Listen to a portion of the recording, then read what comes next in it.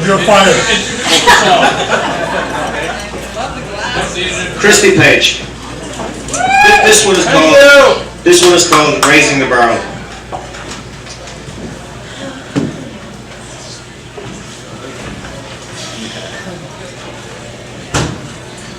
In an autumn frost and an oak to fell, to transport and season, to store and tell of how to tackle a cooper's craft. Apprenticed to trade for 4 and 10 years, a pride and tradition when hours meet days, a family's craft from father to son, the cooper and I, the chosen one. The maker of staves with precision and care, to shape and to taper, a draw knife, beware. Inside a hoop and vertically stood, each piece brought together of hardened oak wood. The dry or the stack, the daylight and wet, the storage and grains and liquids were met. A journey was taken from childhood to trade. To this very day, the barrels are made. Old age has left its hand on me, a cooper's trade and its history.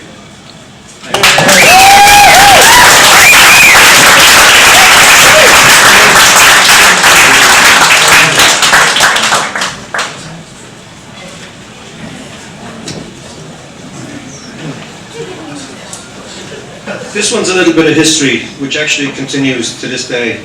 It's called Duffy's Cut. In 1832, they left the old sod for the new. From Donegal, Tyrone and Terry, these people came in droves. On John Stamp, they did sail to the Philadelphia shores. They stepped into the new world with the offer of a job, a chance for a new life, and never more to sob. Philip Duffy was the ganger, a native like this crew. 57 young souls from Erin, not knowing what ensued. These days were full of sickness, no Irish need apply. While working on the railroad, Duffy's Cut, these people soon would die. For 6 weeks they would labour in the Valley of the Dark. On mile 59, no gravestone or no mark.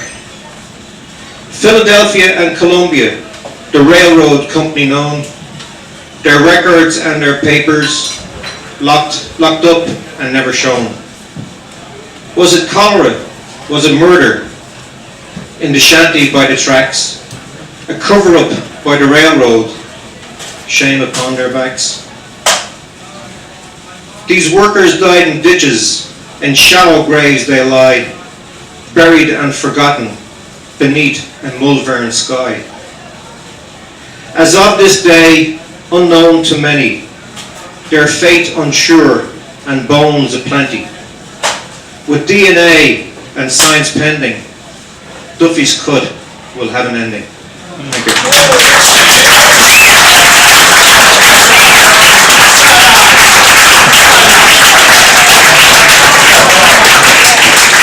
Steps back to assess the task at hand.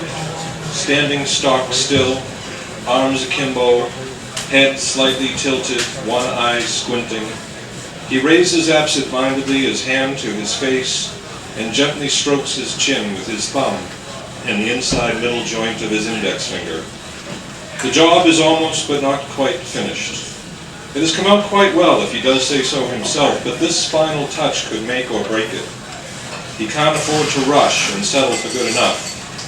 That's the kind of thing that haunts him till he finally tears the whole thing down and starts again from scratch.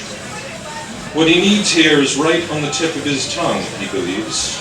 Something just out of sight, like those imagined apparitions that seem to dart from view when you glance quickly over at an open doorway.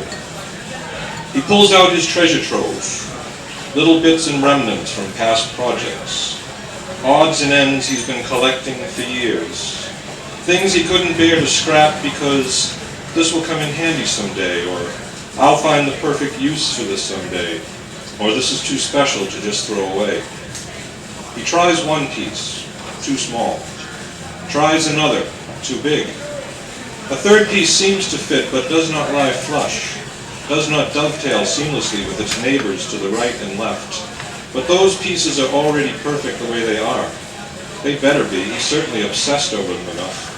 So the new piece must go. He tries yet another. Planes and... I'm Marty Collins, and I wrote this morning. The first verse came to me stepping out of the shower. It's not perfect. It's going to go through lots of revisions. If you look really closely, there are a lot of words crossed out. You have to identify yourself. My name is Cheryl Reed Devitt, not Devil. But I think that's a great stage name. And I'm so pleased and honored to be part of the anthology, and I'm really happy to call this place home and all of you family. The Bug Builder for Martin Collins. I sit by the hearth and opine by the flames. I wonder, is there someplace better? And were that the case, and had I the skill, I would craft for you the finest means to move on. A boat rivaling Charon's, or a bridge between worlds, constructed of the hardiest wood. I'd forge for you a thing of beauty, though I know you do not need which comes from my hands. You are steadfast, kind, and far beyond good. You arrived of your own accord. I sit by the hearth and opine by the flames. The logs crackle, the embers glow. The wood smoke is risen, I trust, much like your soul.